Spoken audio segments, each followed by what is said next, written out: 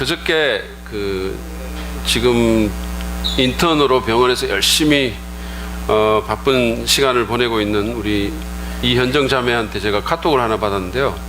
카톡에 목사님 교회에서 배운 거랑 좀 다른 주기도문이 있네요. 이러면서 이제 어떤 내용을 보내왔어요. 이겁니다. 제가 읽어드릴게요. 하늘에 계신 우리 아버지요, 매일이 스테이블하게 하옵시며 심플한 한자만 임하게 하옵시며 평온이 하늘에서 이루어진 같이 근무표에서도 이루어지이다. 오늘날 우리에게 식사 시간을 주옵시고 우리가 환자에게 성질내지 않듯이 환자도 우리에게 성질내지 않게 하옵시며 우리가 에러에 들게 하지 마시고 다만 오버타임에서 구하옵소서. 대개 모든 듀티와 오프와 칼퇴가 아버지께 영원히 있사옵니다. 아멘. 이러면서 왔어요. 현정이 말처럼 좀 다르죠? 좀 다른 기도문입니다. 아마 병원에서 고생하는 그 전공의들이 이렇게 좀 감동을 받는, 공감하는 기도문인 것 같은데, 그분들이 얼마나 힘들면 뭐 이런 기도문을 다 만들겠어요? 근데 우리 예수님이 만드신 것은 아닙니다. 이것은 분명히 그 기도문은 아니죠. 우리는 기도할 때 주기도문의 내용이 어떤 것인지 좀 분명하게 인식하고 이해하고 기억할 필요가 있다고 생각합니다. 왜냐하면 주기도문은 제가 지금 계속 여러분에게 말씀드리듯이 그리스도인이 해야 될 기도의 모델이기 때문이에요. 물론 우리는 하나님께 우리의 마음에서 나오는 것을 그냥 그대로 그냥 기도하면 됩니다. 하나님도 그거 기쁘게 받으실 거예요.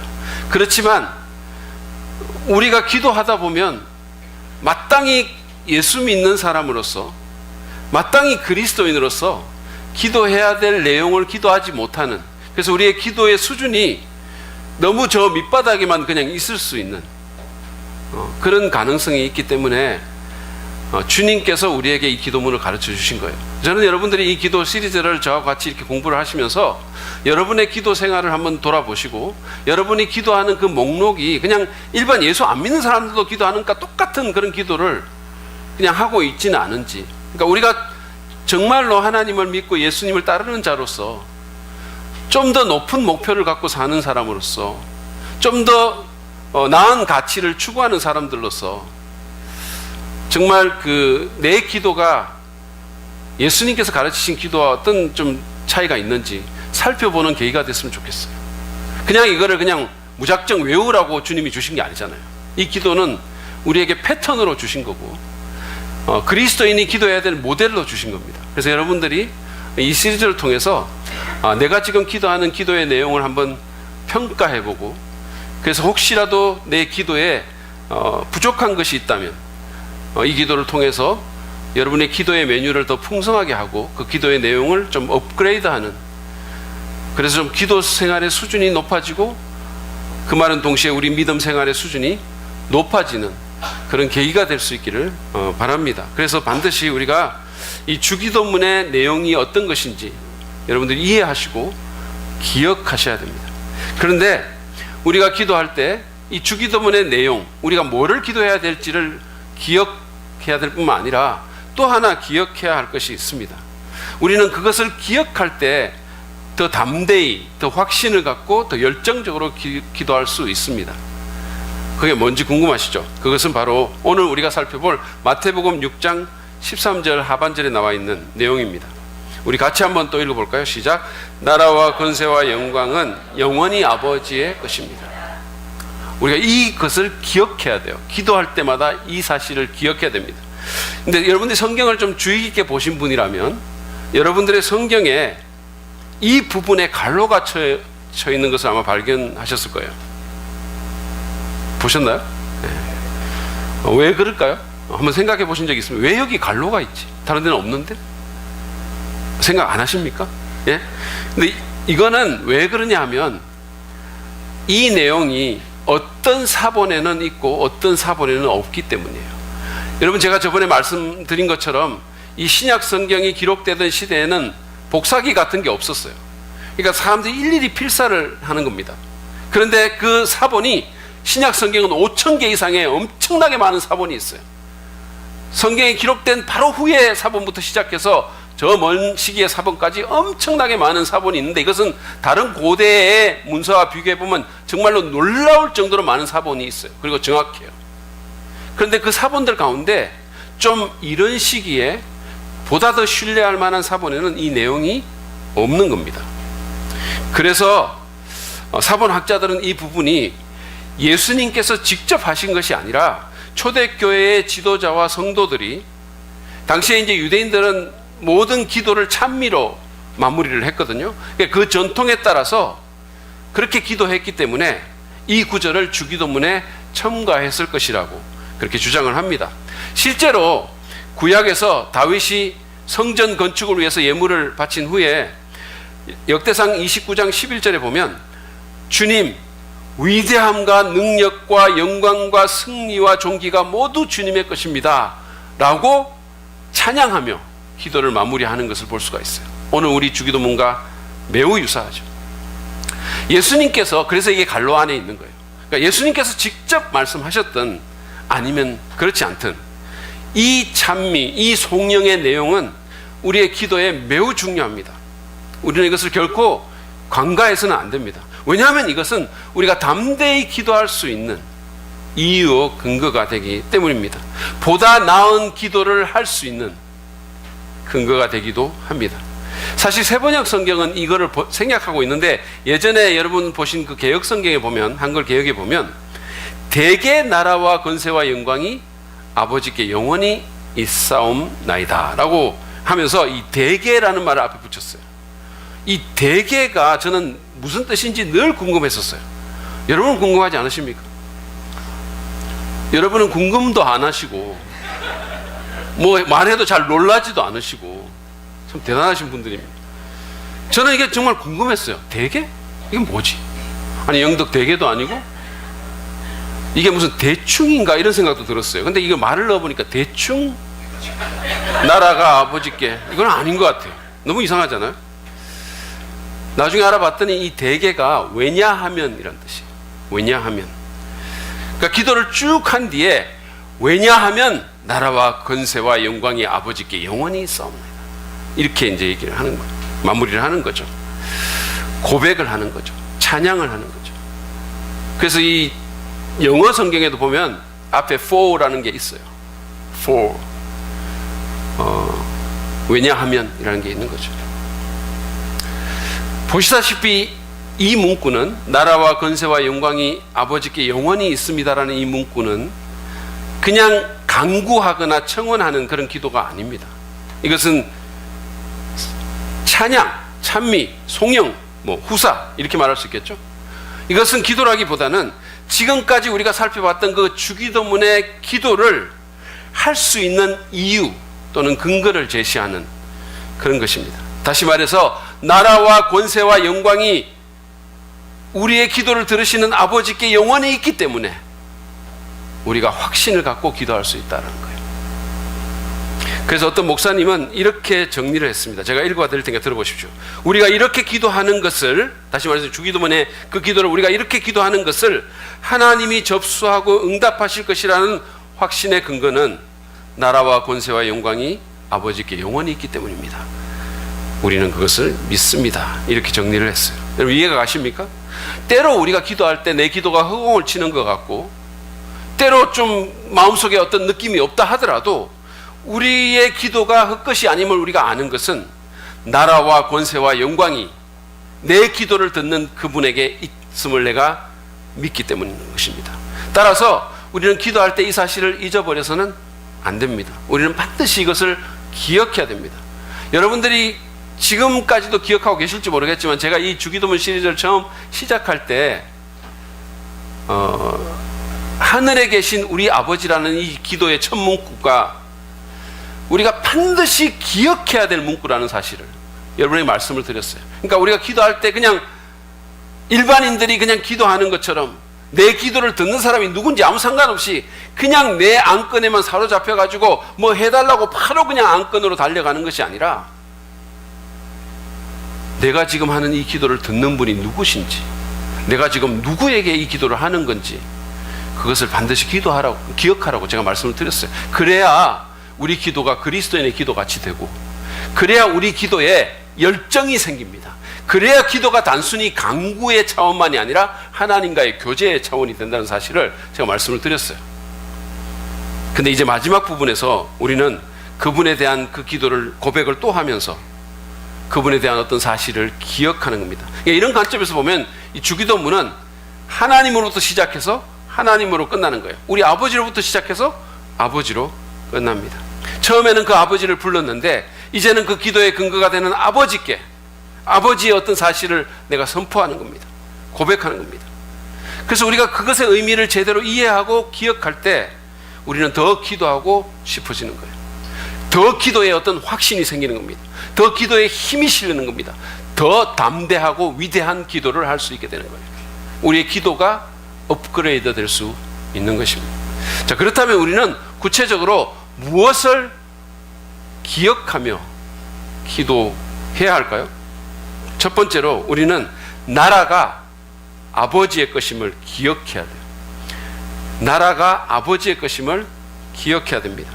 오늘 본문 말씀은 나라가 영원히 아버지의 것이다라고 선포합니다. 여기서 나라는 물론 하나님의 나라예요. 그렇죠? 제가 여러분들에게 나라가 임하옵시고라는 그 기도에 대한 말씀을 전할 때 이 하나님의 나라는 영원한 나라고 결코 쇠하지 않는 나라고 정말 가장 위대한 나라이지만 이 하나님의 나라의 가장 중요한 개념은 바로 그 나라의 왕, 그 통치권이다라는 사실을 말씀을 드렸어요. 따라서 나라가 영원히 아버지의 것이라는 그 의미는 우리의 기도를 들으시는 아버지 하나님이 왕이라는 뜻입니다. 왜냐하면 그것이 하나님 나라의 가장 중요한 개념이기 때문이에요. 그분이 만왕의 왕이시고 만주의 주가 되십니다. 세상 나라의 왕들을 세우기도 하시고 폐하기도 하십니다. 그것이 바로 하나님의 것이라는 거예요. 우리 아버지의 것이라는 겁니다. 그분이 절대 주권자이시고 그분이 참 왕이라는 거예요. 모든 것을 통치하시는 분은 하나님 아버지라는 겁니다. 제가 지난 주일 저녁인가 하여튼 TV로 엘비스 프레슬리라는 사람의 사망에 대한 다큐멘터리를 하나 봤어요. 여러분 아시죠? 그 유명한 락앤롤의 제왕, 그렇죠? 근데 거기서 제가 새로운 사실을 하나 알게 됐는데 이 엘비스 프레슬리가 오순절 계열의 그 교회를 어릴 때부터 다녔고 비록 행동으로 늘 그게 나타나진 않았지만 마음으로 나름의 신앙을 갖고 있었다는 거예요. 그분이 오순절 계열의 교인이었다는 겁니다. 여러분이 알다시피 이 엘비스는 왕이라는 별명을 갖고 있어요. 락앤롤의 제왕입니다. 그래서 실제로 많은 사람이 그를 왕으로 불렀어요. 만약에 그가 3번에 온다고 하면 왕이 3번에 온대 이렇게 말을 했다는 거예요.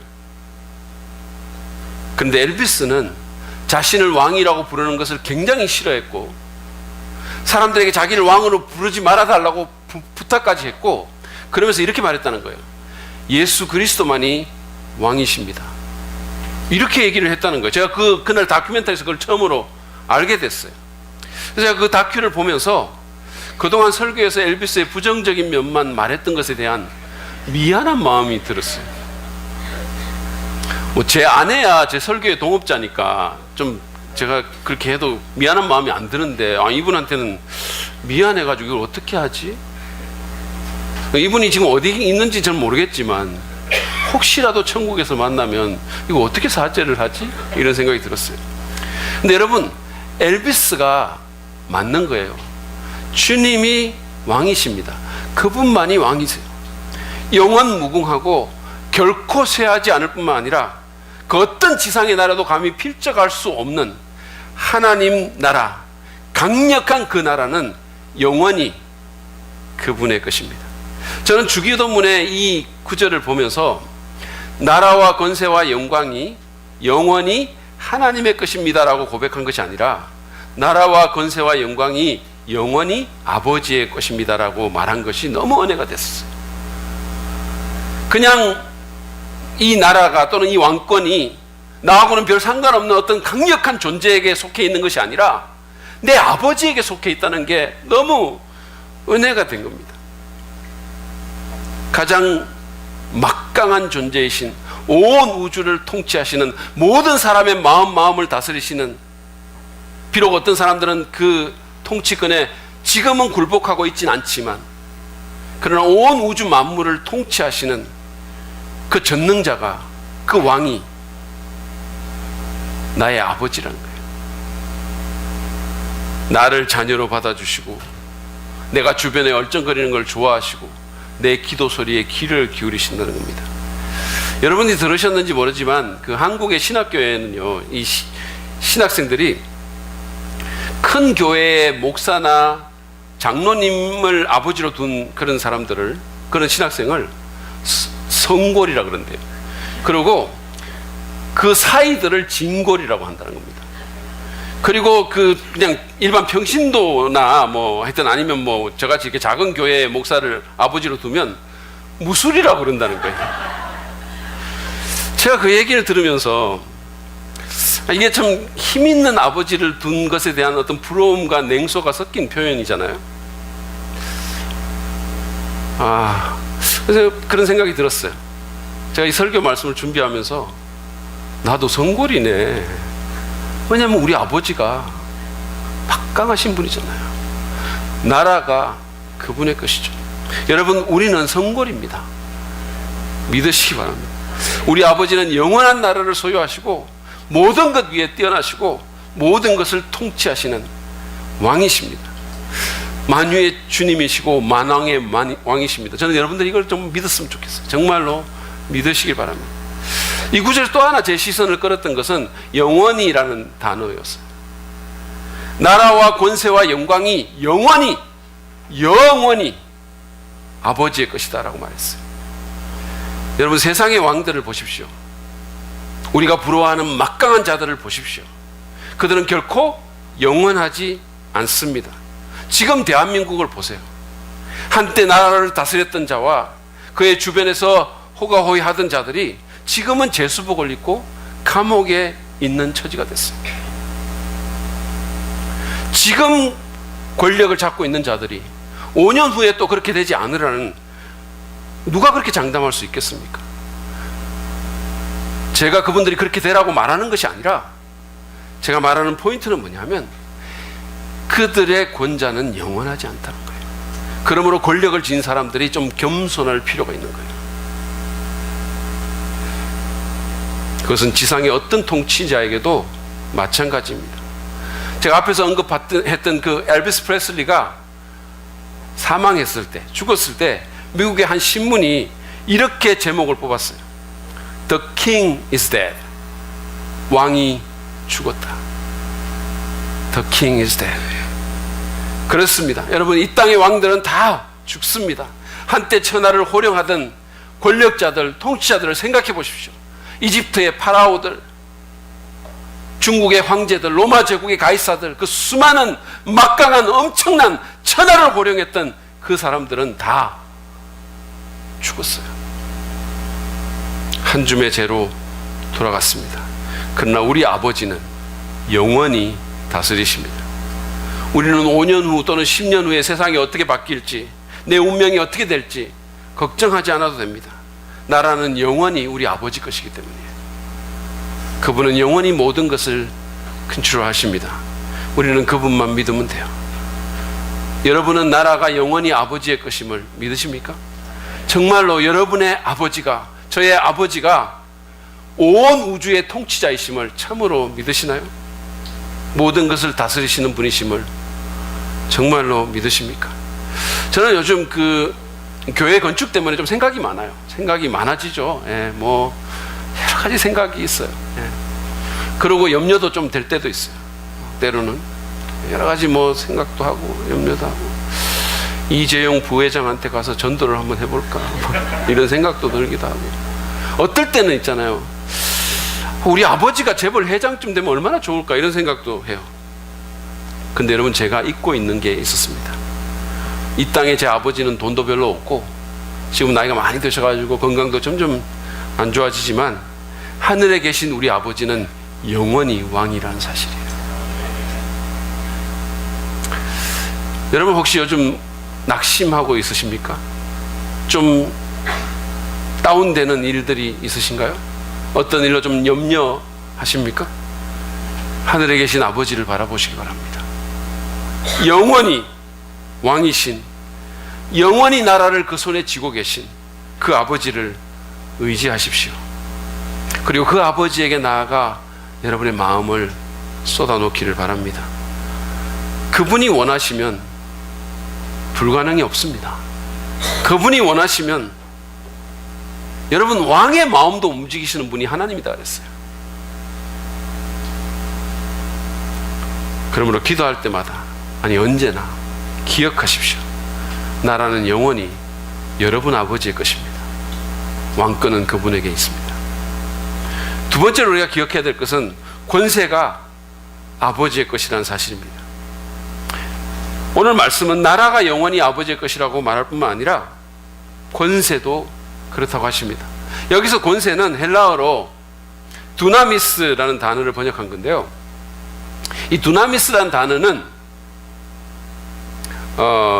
새 번역 성경으로는 성령이 너에게 내리시면 너희는 능력을 받고 이렇게 돼 있고, 옛날 개역 성경은 성령이 너에게 임하시면 너희가 권능을 받고, 이렇게 권능 또는 능력으로 번역된 단어입니다. 근데 이 두나미스라는 단어에서 여러분은 아무 상관도 안 하겠지만 제가 이게 도저히 보고 참을 수가 없어서 말씀드리는데, 이거 없는 거 이거 왜 들어간지 모르겠어요. 그냥 두나미스예요. 예, 그냥 여러분은 신경 안 쓰시죠. 예, 저는 신경이 써가지고 그 앞에 있는 그거는 한 글자는 아니에요. 예, 그게 왜 들어가 있는지 모르겠습니다. 근데 어쨌든 이 두나미스라는 단어에서 다이너마이트라는 단어가 나왔어요. 아시죠? 다이너마이트. 그러니까 다이너마이트의 그 엄청난 폭발력을 누군가가 이렇게 생각하면서 이 두나미스라는 단어를 그러다 쓴 거죠. 그러니까 영어로 보면 비슷하죠, 단어 자체가. 막강한 능력이, 막강한 권능이 우리 아버지에게 있습니다. 우리 아버지는 전능하신 하나님이십니다. 그분은 만물의 주권자로서 능치 못할 일이 없으십니다. 어떤 힘도 들지 않고, 여러분, 손가락 하나 까딱하지 않고 우리가 보는 이 놀라운 우주를 그냥 창조하셨어요. 아무런 힘도 들이지 않으셨어요. 말씀으로 그냥 만드셨습니다. 인류 역사에 개입하셔서 바다를 가르기도 하시고, 견고한 성을 무너뜨리기도 하시고, 처녀로 아이를 낳게도 하시고, 죽은 자를 살리기도 하셨어요. 능력이, 권세가 아버지께 있습니다. 그리고 지금도 말이에요, 영적으로 죽은 수많은 사람들을 살리고 계십니다. 지금도 누군가의 마음을 변화시키고 있는 거예요. 전적인 권능은 하나님께만 속한 겁니다. 따라서 온 세상의 피조물이 그분에게 의존하며 사는 겁니다. 우리가 의식할지 안 할지, 또는 정말로 인정할지 안 할지 모르겠지만, 지금이라도 하나님께서 그 권능의 손길을 우리에게 거두어 가시면 우리는 그냥 사라지는 거예요. 우리는 우리에게 능력이 있다고 생각할 때가 많습니다. 좀 일이 잘 되면, 뭔가 좀 이루어지면 내 재능과 내 기술과 내 힘으로 했다고 생각하죠. 그래서 막 어깨에 힘이 좀 들어갑니다. 그리스도인이라면 그렇게 말은 안 하겠죠. 그렇죠. 속으로는 그렇게 생각할 때가 있어요. 아, 정말 내가 좀 그런가 봐. 예. 근데 목회자도 예외가 아니에요. 어떤 목사님이 이제 설교를 했어요. 그날에 설교가 너무 잘 되는 거예요. 그러니까 보통 이럴 때가 있거든요. 설교가 너무 잘 될 때가 있어요. 어떨 때는 설교가 너무 안 돼가지고 여기 쓴 것 60%도 못할 때 막 버벅거리고 삑살이 나고 막 요셉을 마리아라 그러고 막 이러거든요. 근데 어떨 때는 또 잘 될 때가 있어요. 이분이 설교를 너무 잘한 거예요. 그날 눈물을 흘리는 성도도 있는 것 같고 분위기도 너무 좋았습니다. 목사님 기분이 한껏 좋아졌어요. 그 설교를 마치고 예배당 입구에 서서 회중들을 이렇게 기다리고 서 있는데 막 자기도 모르게 진짜 오늘 설교 너무 잘했어. 난 진짜 능력 있는 설교자, 이런 생각이 자기도 모르게 든 거예요. 근데 성도가 이제 한 분이 이렇게, 자매님이 이렇게 참 아주 그냥 만면에 미소를 띠고 다가오면서 목사님 오늘 말씀 너무 좋았어요. 정말 은혜 받았습니다. 라고 인사를 했어요. 이분이 막 더욱 업이 됐는데 절제를 하면서 이렇게 참 점잖은 목소리로 하나님이 하셨죠. 이렇게 대답했어요. 그랬더니 그 성도가 목사님 그 정도는 아니었어요. 이렇게 얘기를 했다는 거예요. 가끔씩 있잖아요. 가끔씩 우리의 착각은 좀 깨어져야 될 필요가 있어요. 물론 우리에게도 능력이 없지 않아요. 우리도 뭔가를 합니다. 인간의 능력이 요즘 보면 참 대단한 것 같아요. 놀라운 기계들을 만들고 정말 사람을 우주에 보내기도 하고 이러잖아요. 그렇지만 하나님 정도는 아니에요. 그 정도는 아니에요. 그분과는 감히 필적할 수 없어요. 여러분, 그 누구도, 어떤 인간도 무에서 유를 만들 수 있는 인간은 없어요. 우리가 죽었다 깨어나도 그렇게 할 수는 없어요. 인간은 아무리 해도 죽은 사람은 못 살립니다. 우리는 자기 심장 박동 하나도 마음대로 컨트롤 하지 못하잖아요. 그게 현실이잖아요. 우리가 대단한 것 같지만 내 심장 하나 내가 컨트롤 못하잖아요. 여러분은 여러분의 안전과 여러분 자녀의 안전을 완벽하게 지킬 수 있으십니까? 여러분은 죄 문제를 해결할 수 있습니까? 여러분의 마음속에 들끓는 그 모든 욕망들을 여러분 다스릴 수 있습니까? 여러분은 악한 자의 시험과 공격을 이길 수 있습니까? 여러분은 누군가의 마음을 바꾸고 누군가를 죄와 사망에서 구원할 수 있습니까? 오직 하나님만이 이런 일을 하실 수 있습니다. 우리는 권능이 하나님의 것이라는 것을, 영원히 우리 아버지께 능력이 속했음을 잊지 말아야 합니다. 인정해야 됩니다. 여러분, 인간이 대단한 것 같지만 사실은 배만 심하게 아파도 아무것도 못해요. 배만 심하게 아파도.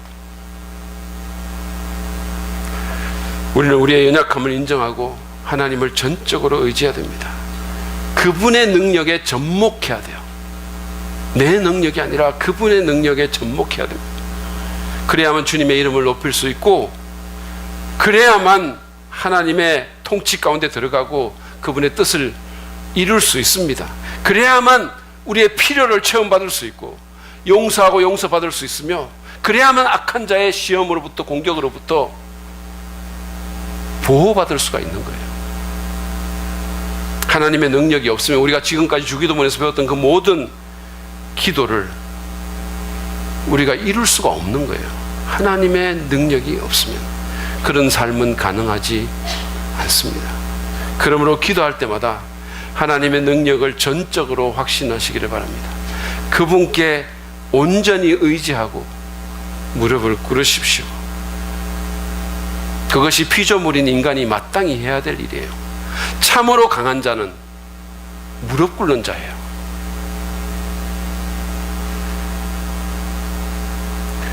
하나님께는 능치 못할 일이 없습니다. 여러분, 우리의 기도를 그분이 듣고 계십니다.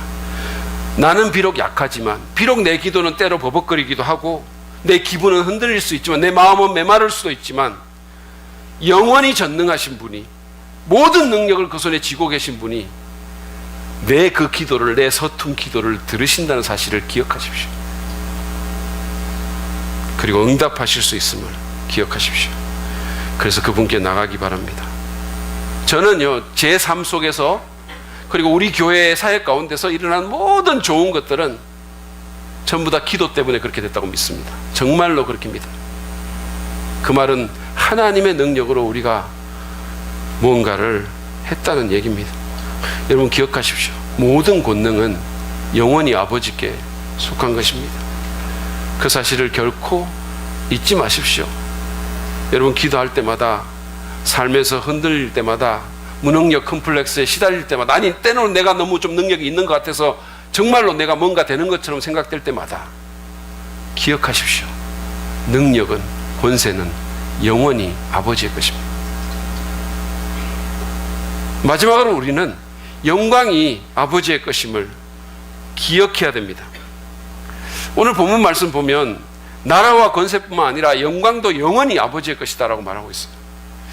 이 영광이라는 히브리 단어는 카보드라는 단어거든요. 근데 이 카보드가 무게, 무거움 이런 걸 말하는 그런 어근이 같아요. 거기서 나왔어요.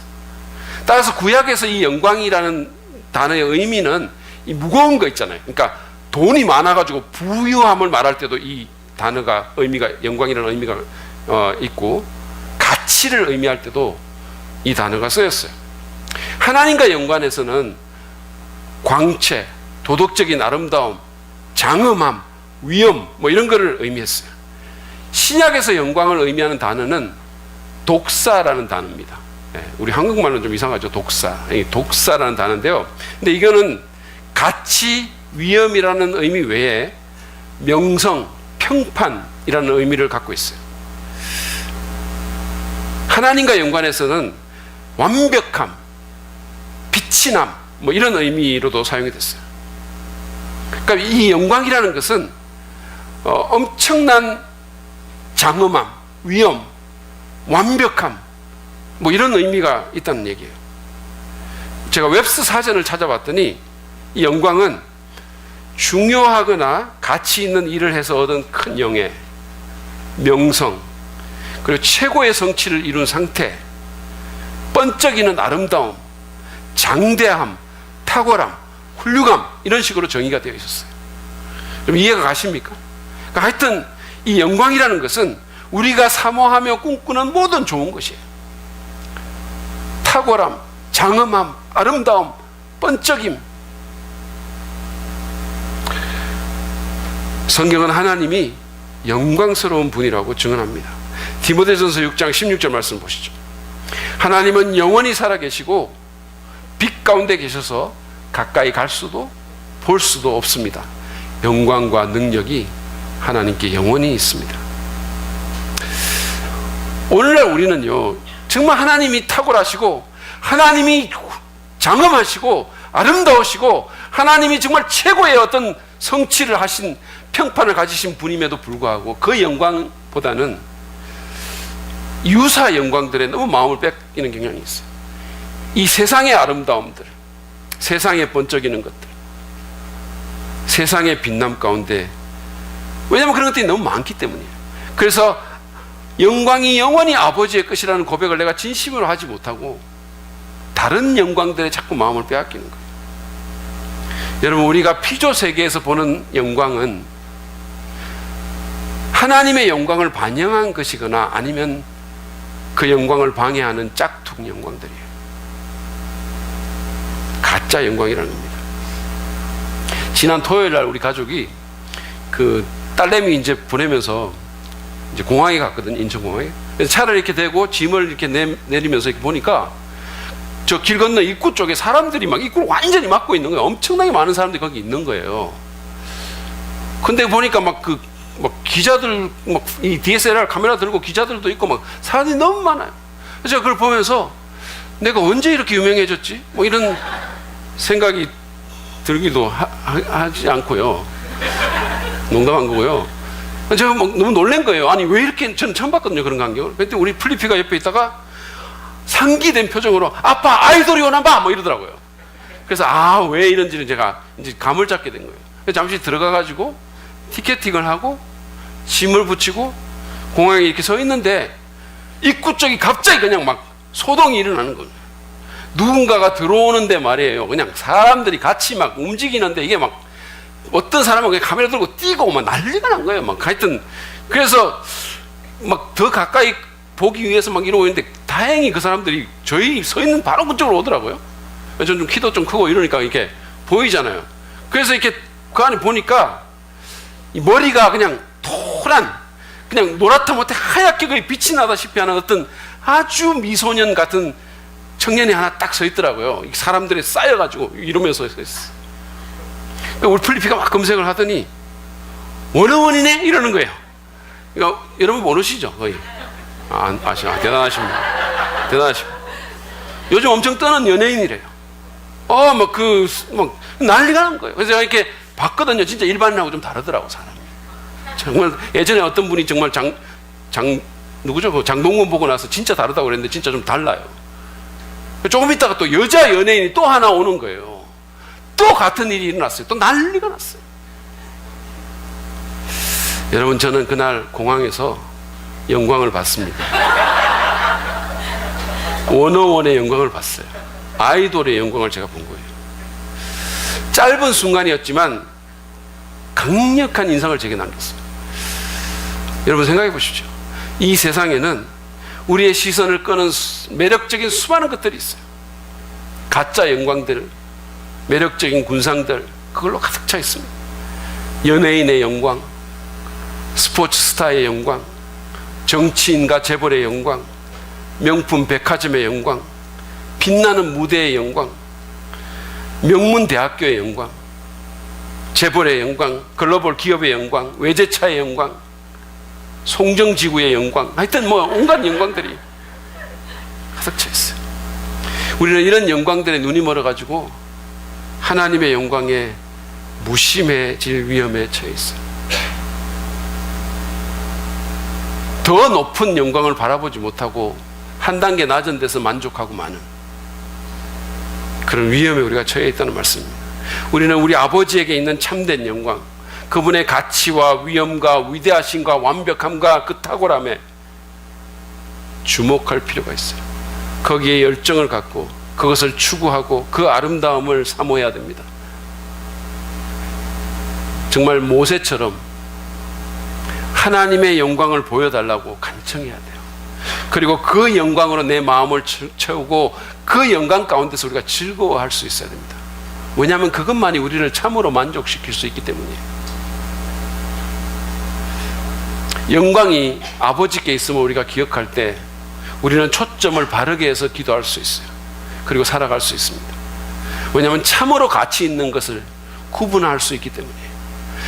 영광이 아버지에게 있음을 우리가 기억할 때 우리는 정말 가치 있는 것을 추구하고 기대할 수 있어요. 그것을 기억할 때 우리는 또한 그 영광을 가르치거나 헛된 것에 영광을 돌리지 않을 수 있는 겁니다. 여러분 생각해 보십시오. 영광은 아버지의 것인데 내가 그것을 가로채려고 할 때가 얼마나 많습니까? 내가 그 영광을 받고 누리려고 할 때가 얼마나 많습니까? 사람들의 시선을 내게로 돌리려 할 때가 얼마나 많습니까? 내가 얼마나 잘났고 얼마나 가치 있고 얼마나 능력 있는 존재인가를 사람 앞에 전시하고 싶을 때가 얼마나 많습니까? 심지어는 내가 얼마나 기도를 잘하고 얼마나 경건하고 얼마나 사역을 잘하는지를 사람들에게 보이고 싶어하고 칭찬과 인정을 받고 싶어하는 경우가 얼마나 많습니까? 몇 년 전에 제가 이제 그 일본 목회자들 초청을 받아가지고 일주일인가 열흘 정도인가 하여튼 그 일본에 머물다가 온 적이 있거든요. 그래서 그분들한테 강의도 하고 일본 교회 가서 제가 설교도 하고 그러고 이제 왔어요. 근데 거기 다녀온 후에 저희 집사람이 우리 플리피한테 플리파 이번에 네가 처음으로 일본에 가가지고 거기서 공주처럼 대접받은 건 다 아빠 때문이야. 아빠한테 감사해야 돼. 아빠한테 땡큐해. 이렇게 얘기했어요. 저는 그 말을 들으면서 거만한 표정으로 제 딸내미에게 영광 받기를 정말로 원했어요. 당시에 제가 헤롯처럼 충이 먹어가지고 죽지 않은 것은 하나님 은혜예요. 저는 그런 비슷한 일이 있을 때마다 자꾸만 제가 그 영광을 가로채려고 해요. 여러분 기억하십시오. 참 영광은 영원히 아버지께 속한 것입니다. 그 사실을 기억할 때 우리는 위대하고 담대한 기도를 할 수 있습니다. 그 사실을 기억할 때 정말로 구해야 할 것을 구할 수 있다는 거예요. 그 사실을 기억할 때 세상의 싸구려 영광에 우리의 마음을 홀리지 않게 할 수가 있습니다. 올바른 가치를 선택하고 헛된 세상 영광에 취해서 이 소중한 인생을 낭비하지 않을 수 있다는 것입니다. 그 사실을 기억할 때 하나님의 영광을 가로채지 않고 우상 숭배에 빠지지 않고 하나님이 찾으시는 참된 예배자로 설 수 있다는 것입니다. 그러므로 여러분 기도할 때마다 아니 모든 경우에 기억하십시오. 영광은 영원히 아버지의 것입니다. 우리는 지금 여기서부터 기도와 예배로 그 영광에 참여하게 되고 언젠가 영원히 정말 가슴이 터질 것 같은 그 영광을 누리게 될 것입니다. 제가 오늘 아침에 기도하고 이 학생부 예배실에 현수막을 이렇게 봤는데 거기 예배실 현수막이 붙어 있는데 거기에 이런 글귀가 쓰여 있었어요. 하나님과 함께하면 가슴이 터질 것 같이 기쁩니다. 우리 허성구 전사님이 그걸 아마 쓴 것 같아요. 그게 글귀가 제게 탁 들어오는 거예요. 하나님과 함께하면 가슴이 터질 것 같이 기쁩니다. 우리가 그 영광을 기억하고 그 영광에 참여하게 될 때 우리의 가슴이 터질 것 같이 참으로 만족하게 될 것입니다. 그러므로 여러분 그 사실을 기억하고 기도하시고 기억하고 살아가시기를 간절히 바랍니다. 우리는 오늘 나라와 권세와 영광이 영원히 아버지의 것임을 기억하며 기도해야 한다는 사실을 배웠습니다. 살다 보면요, 우리가 중요한 것을 잊어버릴 때가 참 많아요. 저는 어떤 부모가 이 차로 여행을 하다 고속도로 휴게소에 들렀는데 자식을 거기다 놓고 잊어버린 거예요. 그리고 그냥 출발했다는 얘기를 들었어요. 그거 잊어서는 안 되잖아요. 어떻게 그걸 잊을 수가 있습니까? 마찬가지로 그리스도인은 나라와 권세와 영광이 우리 아버지께 속했다는 사실을 잊어서는 안 됩니다. 반드시 기억해야 돼요. 저는 여러분들이 정말로 이것을 기억하고 정말로 개인적으로 이 사실을 믿음으로 받았으면 좋겠어요. 정말로 나라는 아버지께, 내 기도를 지금 들으시는, 내 인생을 살펴보시는 아버지께 속했음을, 그 능력이 아버지께 속했음을, 영광도 속했음을 여러분들이 믿고 기억했으면 좋겠습니다. 예수님은 이 땅에서 사실 때 그 사실을 늘 기억했어요. 그리고 그것을 정말로 온 마음을 다해 믿으셨습니다. 그래서 그분은 겟세마네 동산에서 기도하실 때 내 뜻대로 마시고 아버지의 뜻대로 하라는 위대한 기도를 할 수 있었던 것입니다. 그 기도가 단숨에 이 예수님의 수준을 완전히 높여준, 범인이 감히 할 수 없는 그런 위대한 기도를 그분이 할 수 있었던 것은 나라와 권세와 영광이 아버지께 속했음을 그가 믿었기 때문이에요. 그래서 그분은 장차올 영광을 바라보며 십자가의 고통과 치욕을 견딜 수 있었습니다. 그래서 그분은 자신의 목숨을 아버지의 전능한 손길에 의탁하며 기꺼이 죽으심으로 인류 구원의 사명을 이룰 수 있었습니다. 예수님께서 그것을 기억하며 기도했고 또 그렇게 살아셨기 때문에 지금 여기에 저와 여러분이 앉아 있는 거예요. 하나님을 아버지로 부르며 그분의 나라와 권세와 영광에 기대며 살 수 있게 된 것입니다. 예수님이 그렇게 기억하고 예수님이 그렇게 사셨기 때문에 수많은 사람들이 그렇게 오늘날 하나님을 아버지라 부르며 그 나라와 그 권세와 영광에 참여할 수 있게 된 것입니다. 그러므로 여러분, 우리도 기억하고 기도합시다. 나라와 권세와 영광은 영원히 아버지의 것입니다. 그것이 우리가 담대히 기도할 수 있는 이유요, 믿음으로 살아갈 수 있는 근거가 됨을 반드시 인식하시기 바랍니다. 다 같이 우리 고백합시다. 함께 고백합니다. 시작.